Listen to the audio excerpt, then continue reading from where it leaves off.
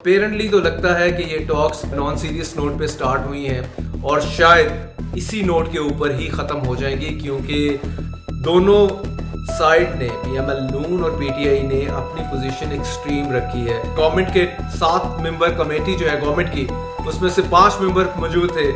इसी तरह opposition PTI के 5 मेंबर कमेटी में से सिर्फ 3 मौजूद थे। अगर तो बरियत हो गई फिर तो ये टॉक्स कंटिन्यू रहेंगी और इन केस इमरान खान को सज़ा हो जाती है उसमें, तो मोस्ट प्रोबेबली शायद ये टॉक्स वहीं पे ही सस्पेंड हो जाएं।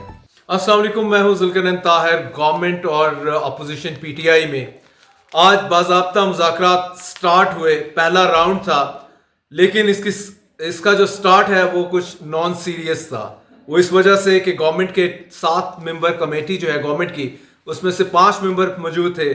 इसी तरह अपोजिशन पीटीआई के 5 मेंबर कमेटी में से सिर्फ 3 मौजूद थे। और जो सबसे ज़्यादा स्पॉटलाइट में रहने वाले शख्स हैं अली अमीन गंडापुर, चीफ मिनिस्टर केपी के, वो साहब जो थे एब्सेंट थे। उनका ना होना ये कोई अच्छा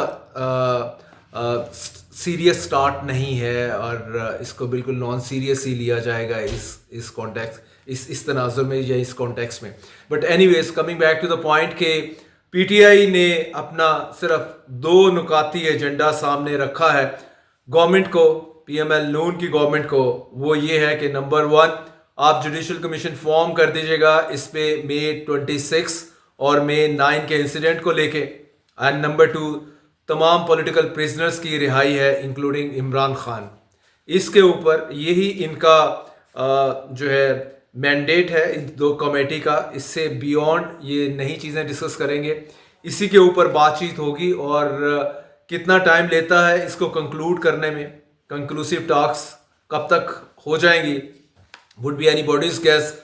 लेकिन पीटीआई वाले आज कह रहे हैं कि most probably January by mid हम इस चीज़ तक पहुंच जाएंगे। लेकिन पैरेलल इमरान खान का जो तोशाखाना केस के अलावा जो 190 मिलियन पाउंड का केस है, उसका अनाउंसमेंट भी जनवरी 6 को आना है, क्योंकि आज आना था, डेफर हो गया। कोर्ट ने आगे कहा जी हम जनवरी 6 को अनाउंस करेंगे। तो क्या इमरान खान को अगर तो बरियत हो गई फिर तो ये टॉक्स कंटिन्यू रहेंगी और इन केस इमरान खान को सज़ा हो जाती है उसमें, तो मोस्ट प्रोबेबली शायद ये टॉक्स वहीं पे ही सस्पेंड हो जाएं। लेकिन इसमें $1 मिलियन क्वेश्चंस हैं। नंबर 1, क्या गवर्नमेंट इमरान खान की रिहाई पे कन्विंस हो जाएगी, मान जाएगी? इसका आंसर भी बड़ा क्लियर है। अगर आप गवर्नमेंट के सर्कल से बात करें, कहते हैं कि ये सिंपली आउट ऑफ क्वेश्चन है। वेल, इमरान खान ने भी जब ये 2 शर्तें रखी हैं, उन्होंने अपनी रिहाई की बात नहीं की, उन्होंने ओवरऑल पॉलिटिकल प्रिजनर्स की बात की। तो इट मीन्स कि अगर बाकी पीटीआई के लोगों को छोड़ दिया जाता है, सिवाय उनके जिनके खिलाफ सीधा एविडेंस है मई 9 को लेके या नवंबर 26 के मामले को लेके, तो बात आगे बढ़ सकती है। वेल, नंबर 2, अगर जुडिशल कमीशन के लिए गवर्नमेंट तैयार भी होती है, मेरी बात हो रही थी पीएमएल नून वालों से, कह रहे थे कि कमीशन बनाना हमारे लिए कोई बड़ी बात नहीं है। लेकिन क्वेश्चन ये आएगा कि जो हम नाम देंगे कमीशन के लिए, जिन जजेस का, वो पीटीआई को क्या मंजूर होंगे? वो पीटीआई को वो कहते हैं कि मंजूर नहीं होंगे, तो बात आगे कैसे बढ़ेगी? तो यही वो क्वेश्चन है कि जुडिशल कमीशन फॉर्म करना बड़ी बात नहीं है। असल बात यह है कि कौन से जजेस, रिटायर्ड जजेस या हाजिर सर्विस जजेस इसको प्रोब करेंगे, इसको इन्वेस्टिगेट करेंगे। अगर तो वो पीएमएल नून की तरफ लीनिंग रखे हुए जजेस को पॉइंट करते हैं, तो मुमकिन नहीं है कि जो उसका आउटकम या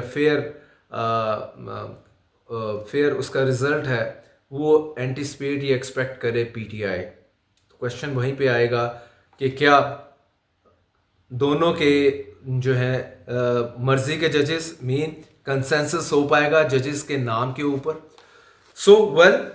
तो अपेरेंटली तो लगता है कि ये टॉक्स सीरियस नोट पे स्टार्ट हुई हैं, नॉन सीरियस नोट पे स्टार्ट हुई हैं और शायद इसी नोट के ऊपर ही ख़त्म हो जाएंगी, क्योंकि दोनों साइड ने, पीएमएल नून और पीटीआई ने अपनी पोजीशन एक्सट्रीम रखी है।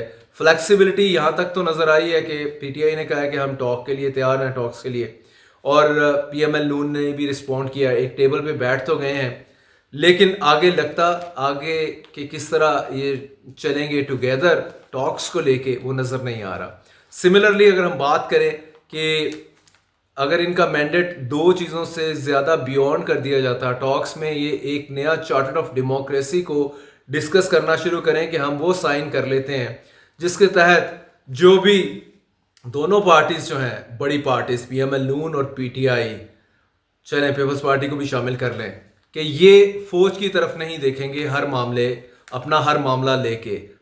मतलब यही कोशिश रहती है कि हम फौज हमारे सर के ऊपर हाथ रखे और हम इक़्तिदार में आ जाएं। और जाहिर है फ्री एंड फेयर इलेक्शन तो एक डिस्टेंट ड्रीम बन के रह जाता है। हर मरतबा ही हम रिगिंग देखते हैं, चाहे पिछले इलेक्शन 18 की बात कर लें, रिगिंग है, लेकिन मैसिव रिगिंग है 24 में। तो रिगिंग इज़ देयर, हर इलेक्शन में हम ये चीज़ विटनेस करते हैं। तो क्या हम इस चीज़ से निकल पाएंगे जब तक कि पॉलिटिकल पार्टीज बैठ के डिसाइड नहीं करती कि हमें छतरी नहीं चाहिए इस्टेब्लिशमेंट की, हमें अपने बाजुओं के ऊपर ही सियासत करनी है। और जो पॉलिटिकल पार्टी हारेगी अपोजिशन में बैठे, जीते गवर्नमेंट में करे, लेकिन इस्टेब्लिशमेंट की तरफ मत देखे और उनकी छतरी तले आके, तो जाहिर है फिर गवर्नमेंट तो उनके पास फिर वर्चुअली नहीं होती, प्रैक्टिकली कोई और गवर्नमेंट ही कर रहा होता है। तो अगर अपनी ये टॉक्स में ये वाला भी पोर्शन चार्टर ऑफ डेमोक्रेसी का एक नया COD फ्रेश साइन करें इस चीज़ को लेके, तो मेरा ख्याल है कि आने वाले दिनों में जो हम आगे जब भी इलेक्शन देखेंगे, शायद जाहिर है COD का नए का मतलब यही है कि आपने फ्री एंड फेयर इलेक्शन करवाना है। जो भी सिस्टम लाएंगे आप एस्टेब्लिशमेंट के रोल के ऊपर एग्री करेंगे कि उसको हमने मिनिमम करना है, तो फिर ही मामला चलेगा।